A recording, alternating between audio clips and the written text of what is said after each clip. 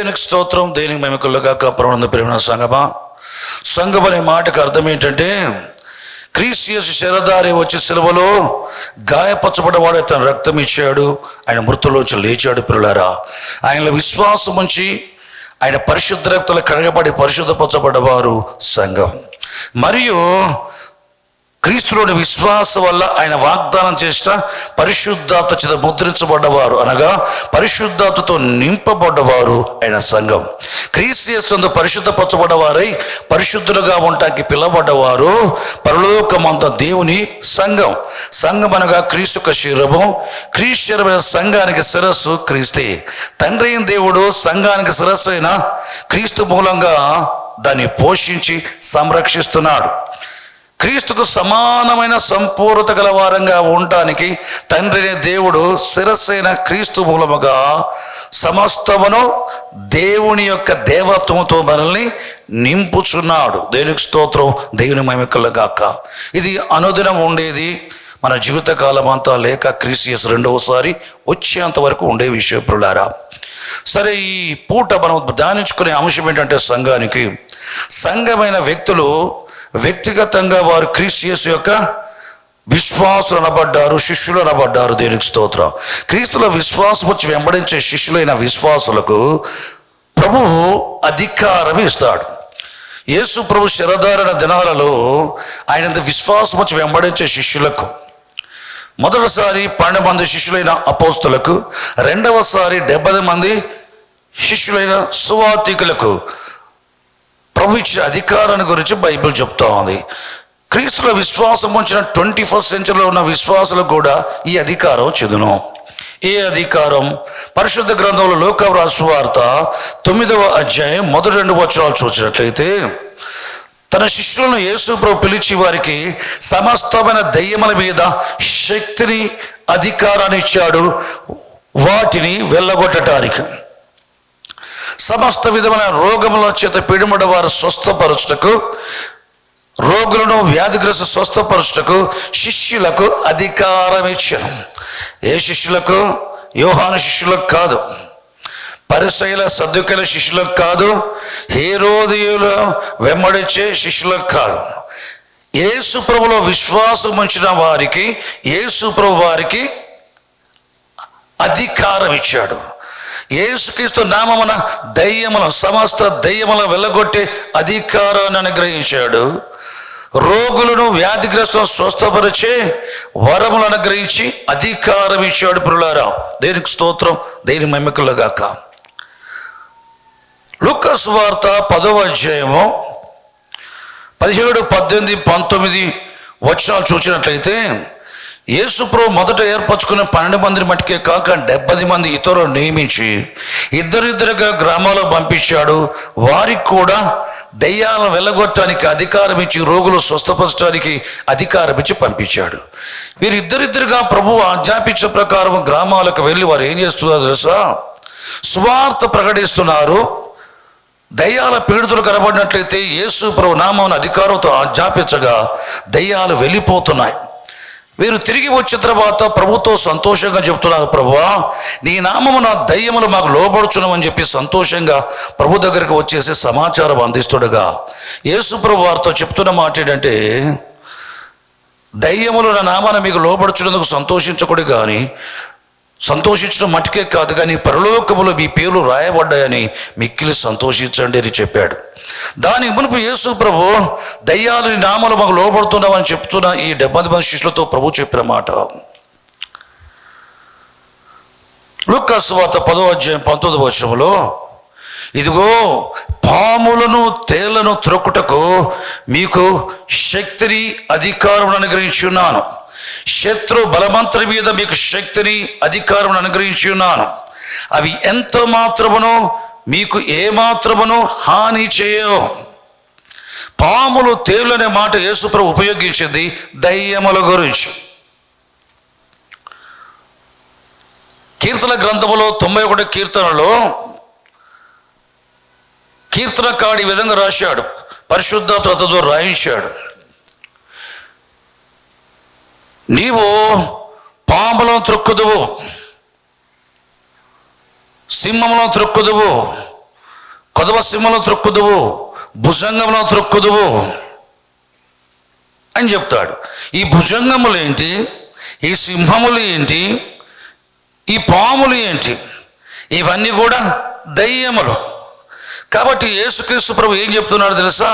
దయ్యాలపై మీకు అధికారాన్ని ఇచ్చినాను శిష్యులారా, నా బిడ్డలారా, నా యందు విశ్వాసం ఉంచి నన్ను వెంబడించుచున్న వారులారా, పాములను తేలును త్రొక్కుటకు వాటి శక్తి అంతటిపై మీకు అధికారం ఇచ్చాను. ఏ దయ్యానైనా సరే నా నామమున మీరు వెళ్ళగొట్టొచ్చు, వాడు త్రొక్కొచ్చు. అవి ఒకవేళ మీకు హాని చేస్తాయని మీకు భయం ఉందేమో, ఎంత మాత్రం అవి మీకు హాని చేయ నేరవో. మీరు వాటికి హాని చేయగలరు కానీ అవి మీకు హాని చేయలేవు. దేనికి స్తోత్రం. క్రీస్తులో విశ్వాసం ఉంచిన వ్యక్తులు ఆయన వెంబడించేవారు. ఆయన వెంబడించుట అంటే ఆయన అనుసరించుట. యేసుక్రీస్తు ప్రభు ప్రాతకాలం లేచి ఆయన దేవునికి ప్రార్థన చేసే అలవాటు ఉంది ఆయనకు.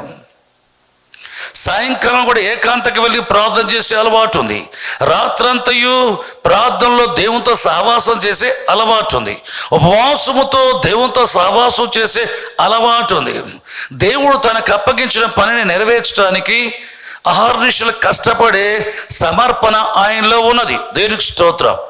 ఆయన బాల్య దినాల నుంచే దేవాలను అంటిపెట్టుకునేవాడుగా ఉన్నాడు. ధర్మశాస్త్రం ఏమి చెబుతుందో యూదునికి ఆజ్ఞాపించిన విషయాల్లో యేసుక్రీస్తు ప్రభు నమ్మకంగా వాటిని అనుసరించేవాడు.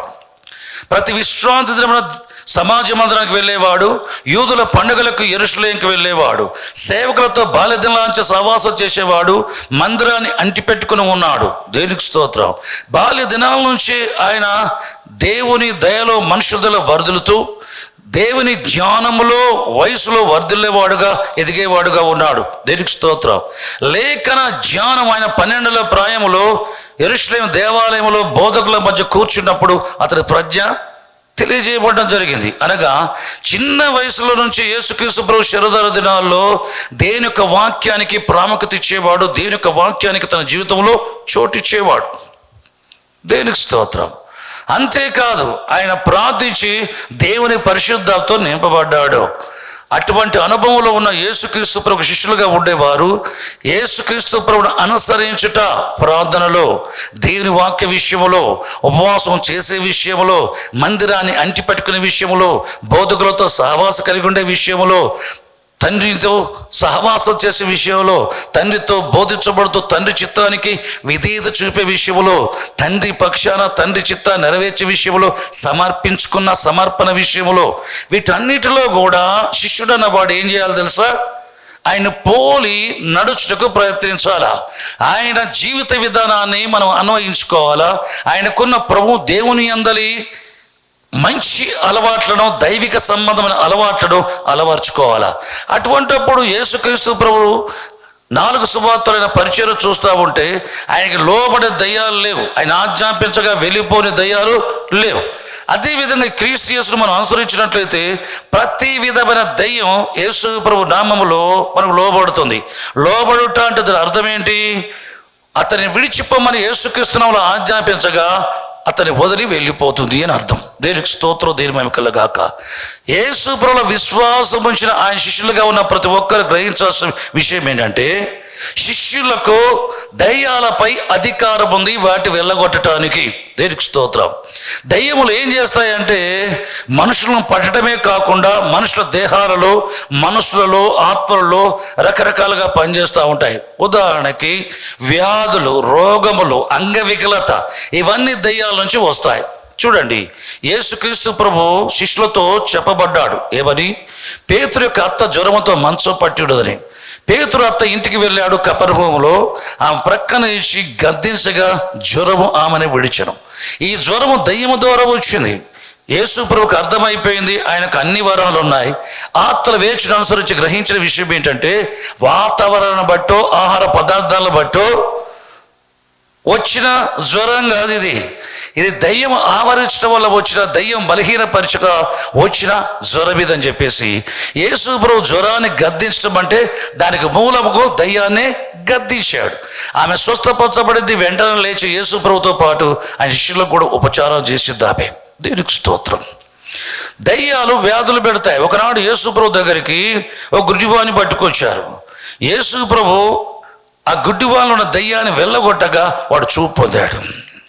ఇంకోసారి మూగా చెవిటి గల దయ్యాన్ని పట్టి ఒక వ్యక్తిని యేసు ప్రభు దగ్గర తీసుకొని రాగా, యేసు ప్రభు మూగమైన చెవిటి దయ్యమా ఇతను విడిచిపోమని చెప్పగా అది విడిచిపోగానే వాడు మాట్లాడటకును వినటకును శక్తి గల వాడై ఉన్నాడు. అనగా వాడు గుడ్డివాడు కావటానికి కారణం ఆ దయ్యం వల్ల వచ్చింది. దయ్యం ఎప్పుడు వెళ్ళగొట్టబడిందో వాడు చూపు పొందాడు. మరొక వ్యక్తిలో వాడు మూగవాడుగా చెవిటివాడుగా ఉండడానికి కారణం ఏంటంటే వాడికి పట్టిన దయ్యాన్ని బట్టి వాడు మూగవాడుగా చెవిటివాడుగా ఉన్నాడు. యేసు ప్రభు ఆ దయ్యానికి ఆజ్ఞాపించగా విలవల్లాడిచ్చి వాడిని వదిలిపెట్టి వెళ్ళిపోగా వాడు వినేవాడు మాట్లాడేవాడుగా చేయబడ్డాడు. స్వస్థత వచ్చింది. అనగా దయ్యాల వల్ల జ్వరాలు మట్టుకే కాదు, కడుపు నొప్పులు మట్టుకే కాదు, తలనొప్పులు మట్టుకే కాదు, చర్మ వ్యాధులు మట్టుకే కాదు, రకరకాల రోగముల వ్యాధులు వస్తాయి. తర్వాత గుడ్డివారుగా మోగవారుగా చెవిటివారు కూడా దయ్యాల బట్టి కూడా ఉంటుంది. పుట్టుకతోటి చెవిటివారుగా గుడ్డివారుగా మగవారుగా అంగవికలుగా ఉండటం కూడా ఉంది. కానీ దయ్యాల వల్ల కూడా ఆ విధంగా చేయబట్టం కూడా ఉంది. చూడండి, అది ఏ దయ్యం కానీ, మోగ దయ్యమా, చెవిటి దయ్యమా, గురిటి దయ్యమా, జ్వరాన్ని ఇచ్చేదా, కడుపు నొప్పిచ్చేదా, తలనొప్పిచ్చేదా, అది ఏ దయ్యమన్నా కానీ సమస్త దయ్యాలపై యేసు ప్రభుకు అధికారం ఉంది.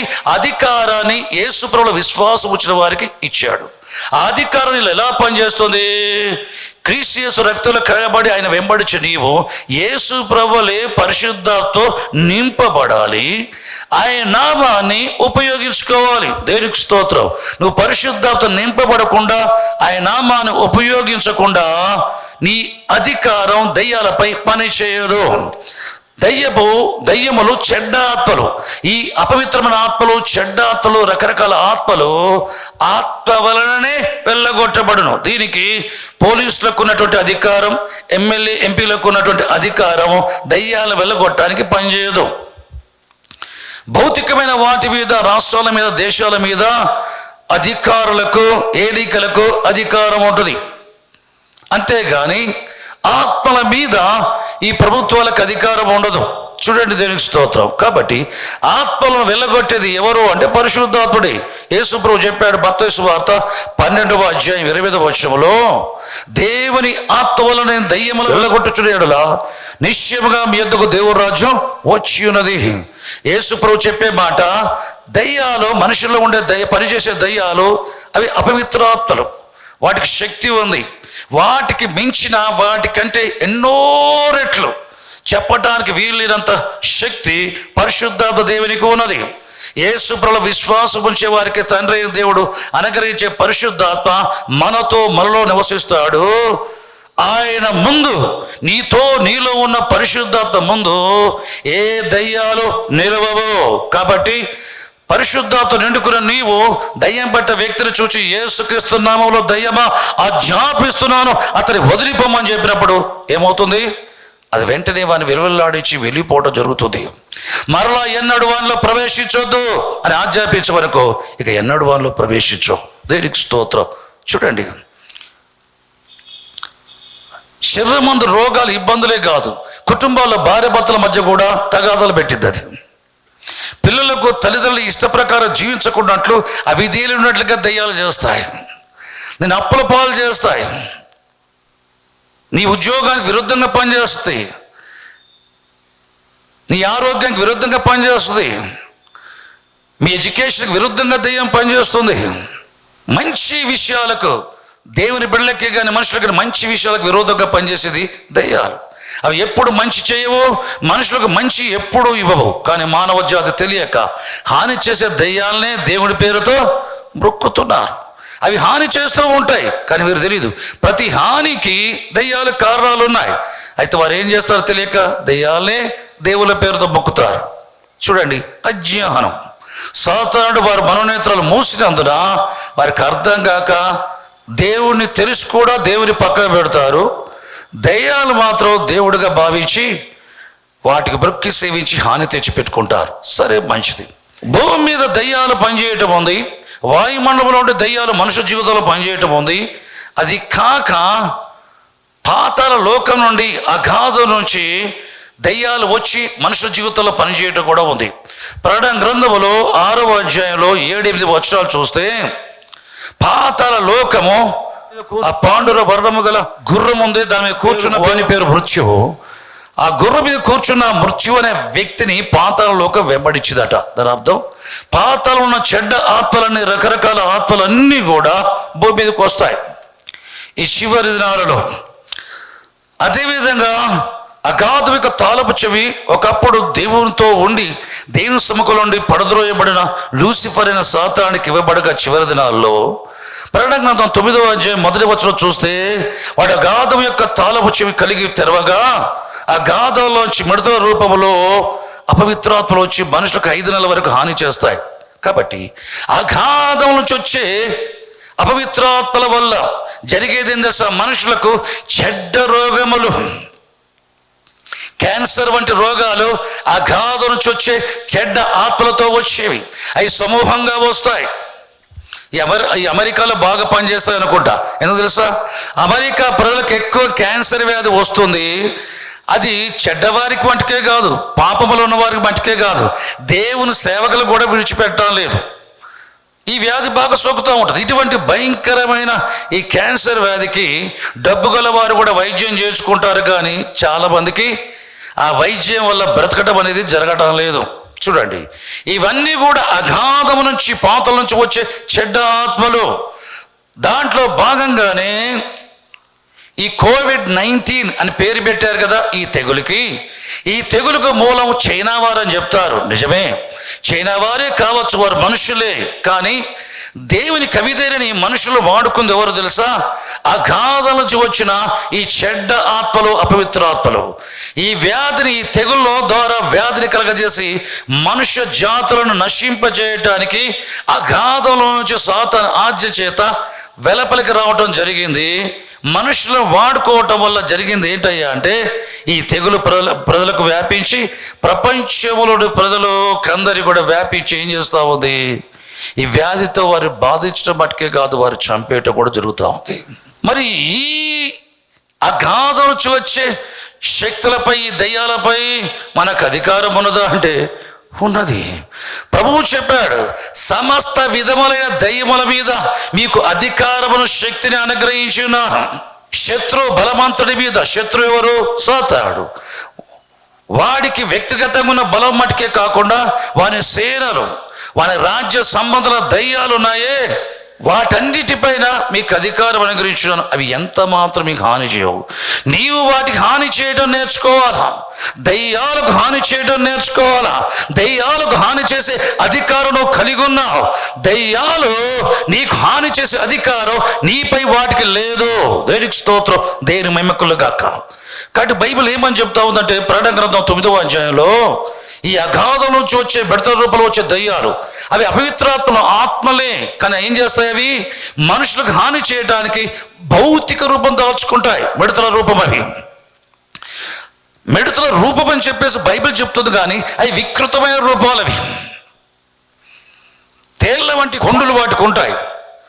ఈ తేళ్ల వంటి కొండల చేత 5 నెలల వరకు మనుషులను కొడతాయి, బాధిస్తాయి. ఒక మనుషుని తేలు కుట్టినప్పుడు ఎటువంటి బాధ ఉంటుందో, ఈ అగాధం నుంచి వచ్చే మిడతల రూపంలో దయ్యాలు మిడతల రూపాలు దాచుకొని కుట్టినప్పుడు ఆ మనిషికి అంతటి బాధ ఉంటుంది. అది ఎన్ని నెలల వరకు కొడతాయి? 5 నెలల వరకు కొడతాయట. ఇది మనుషులకు 5 నెలల వరకు హాని చేస్తాయి.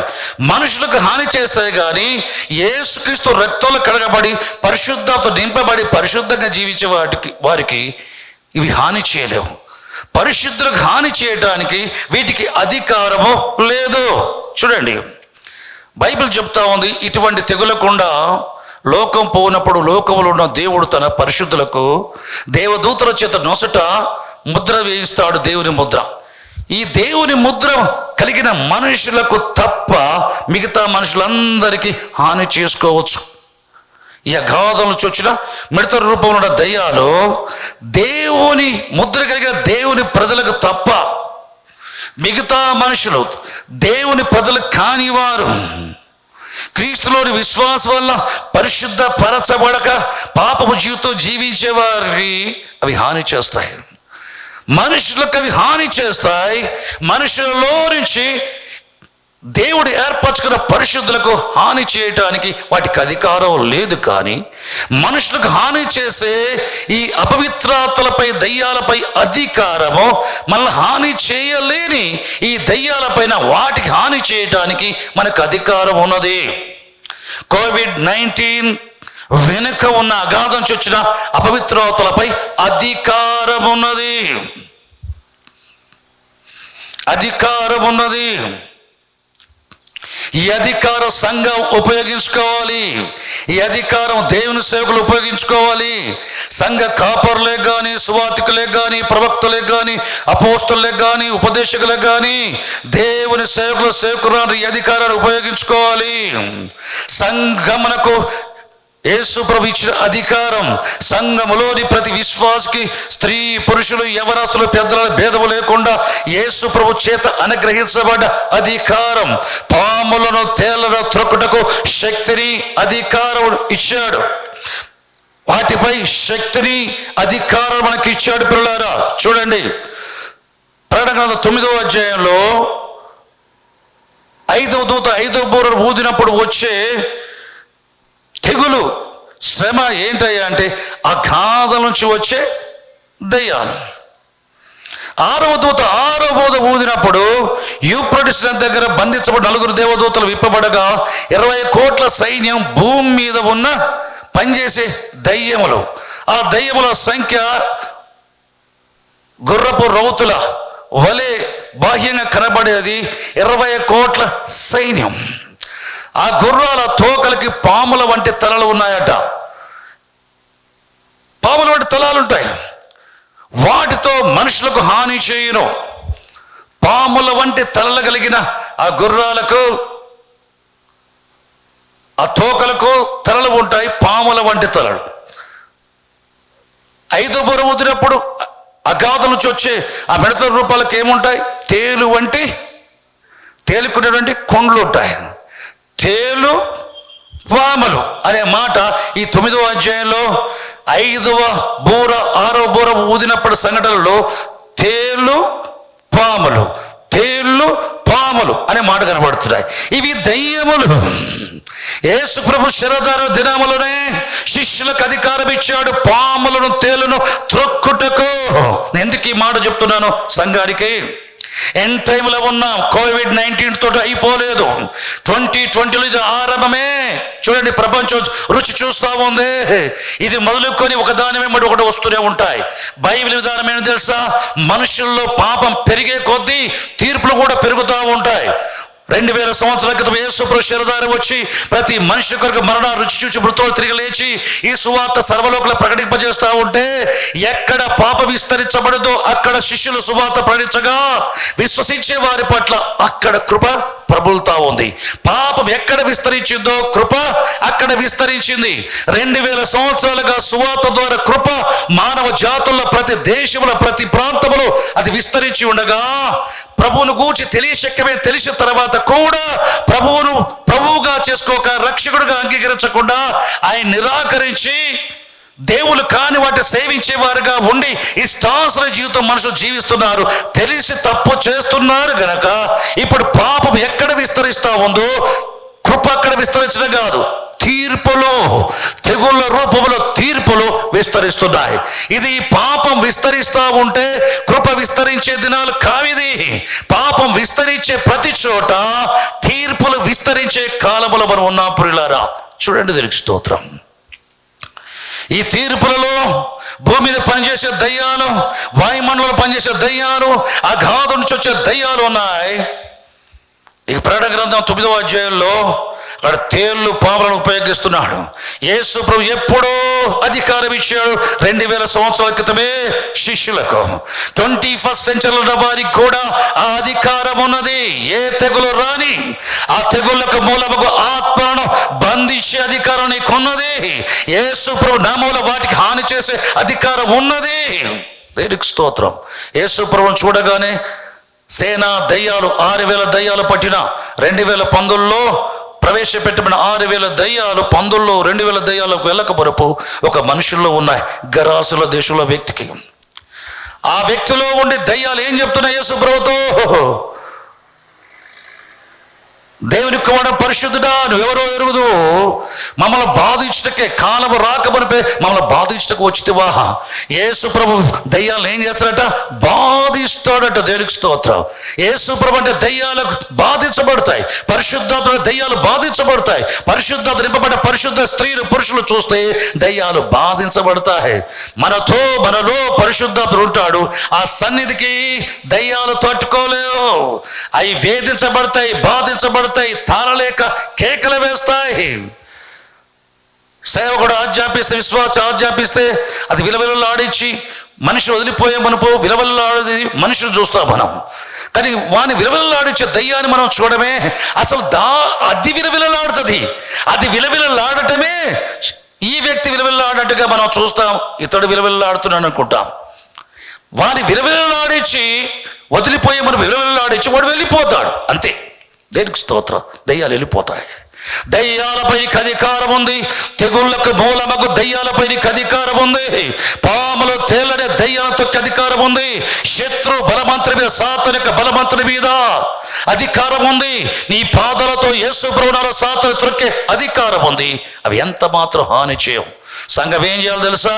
యేసు ప్రభు నామములో COVID-19కి మూలగు పాతాల దయ్యములారా, యేసుక్రీస్తు నామములో మేము బంధిస్తున్నాం.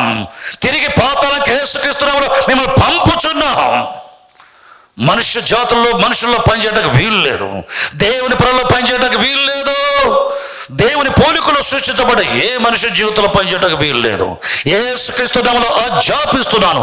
ఏ అగాధంలో వచ్చారో అగాధంలో తిరిగి పొండి అని ఆజ్ఞాపించాలా. యేసు ప్రభు నామములో మనం ఆజ్ఞాపించగా అవి లోబడతాయి. నువ్వు చెప్పినట్టుగా చేస్తాయి. ఆనాడు 70 మంది శిష్యులు చెప్పినట్టుగా అవి మాకు లోబడుచున్నాయి నీ నామములు అన్నట్టుగా నీకు నాకు కూడా లోబడతాయి. పిల్లారా, యేసుక్రీస్తు ప్రభు నామములో దేవుని పరిశుద్ధతో నింపబడి యేసుక్రీస్తు నామములో నువ్వు అధికారముతో ఆజ్ఞాపించగా అవి లోబడతాయి. వెళ్ళిపో మా దేశాన్ని విడిచిపెట్టి, వెళ్ళిపో మా రాష్ట్ర ప్రజలు విడిచిపెట్టి, వెళ్ళిపో ఈ ప్రపంచ ప్రజలు విడిచిపెట్టని సంఘం ఆ విధంగా అధికారముతో ఆజ్ఞాపిస్తే సంఘానికి లోబడతాయి. వాటికి హాని చేసే అధికారం భూమి మీద శిరస్సును హత్తుకున్న సంఘానికి ఉంది. అట్టి అధికారాన్ని ఉపయోగించుకొని మన రాష్ట్రానికి, మన దేశానికి, మానవ జాతికి మేలు చేసే సంఘాలుగా సంఘాలే అన్నీ ఉండునట్లుగా తండ్రి క్రీస్తునందు కృప దయచేయును గాక. ఆమేన్, ఆమేన్. ప్రార్థన చేసుకుందాం. పరిశుద్ధమైన తండ్రి, పరలోకమైన మా ప్రభువానికి స్తోత్ర ఘనత ప్రభావం చెల్లిస్తున్నా. దేవుని కుమారుడు క్రీస్తు యేసు నువ్వు శరధర దినాలలో నీ యందు విశ్వాసం వచ్చి వెంబడించే వారికి ప్రభా సువార్త ప్రకటించే అధికారంతో పాటు సమస్త దయ్యములు వెళ్ళగొట్టకు శక్తిని అధికారం అనుగ్రహించావు. ప్రతి విధమైన రోగిని వ్యాధిని స్వస్థపరిచే అధికారం ఇచ్చావు. నీకు స్తోత్రం. 21st సెంచరీలో ఉన్న సంఘానికి కూడా, శిష్యులకు కూడా, విశ్వాసులకు కూడా, పరిశుద్ధులకు కూడా అధికారం కలిగి ఉందని గ్రహించి ప్రతి తెగులుకు వెనుక ఉన్న సాతాను శక్తులను యేసుక్రీస్తు నామములో పరిశుద్ధత నింపబడ్డ వారే యేసుక్రీస్తు నామములో తమ అధికారాన్ని ఉపయోగించి వాటిని బంధించే సంఘాలుగా, వాటి పాతలకు తిరిగి పంపించి పాతల్లోక ద్వారా మూసేవారిగా ఉంటకు సహాయం చేయి ప్రభువా. నీ రక్తమి సంపాదించుకు సంఘం ఎదుట పాతాళలోక ద్వారములు నిలవనేరవని సెలవిచ్చా. యేసుక్రీస్తు ప్రభువా, నీలోని విశ్వాసం వల్ల పరిశుద్ధ నింపబడ్డవారు ఎదుట పాతాళలోక ద్వారం నిలవనేరవు. పాతాళలోక ద్వారం నుంచి వచ్చిన ఈ తెగులుకు మూలముగా ఆత్మలు తిరిగి పాతాళకు వెళ్ళినట్లుగా మాకివ్వబడే అధికారాన్ని బట్టి యేసుక్రీస్తు నామమున వాటి పాతాళంలో బంధిస్తున్నాం. యేసుక్రీస్తు పాతాళలోక ద్వారాలు మోస్తున్నాం. యేసుక్రీస్తు నామములో పరలోకము తెరవబడాలా. పరలోక రాజ్యము తాళములు మాకు అనుగ్రహించావు. యేసు ప్రభు నామమున పరలోక ద్వారాలు తెరవబడగాక, మహిమ దిగివచ్చునుగాక, స్వస్థత శక్తి దిగివచ్చునుగాక. ప్రతి వ్యాధిగ్రస్తులు, రోగగ్రస్తులు అది ప్రవహించి స్వస్థత కలుగునుగాక. రోగులు స్వస్థపరచబడునుగాక, వ్యాధిగ్రస్త స్వస్థపరచబడునుగాక. కరోనా సోకిన వ్యక్తులందరూ యేసుక్రీస్తు నామములో స్వస్థపరచబడునుగాక. ప్రభువా, నువ్వు కనికరపడినందున స్వస్థత కలిగింది. నీకు మహిమ ఘనత ప్రభావం చెల్లిస్తూ యేసుక్రీస్తు పేరిట ప్రార్థిస్తున్నాం పరమ తండ్రి. ఆమేన్, ఆమేన్.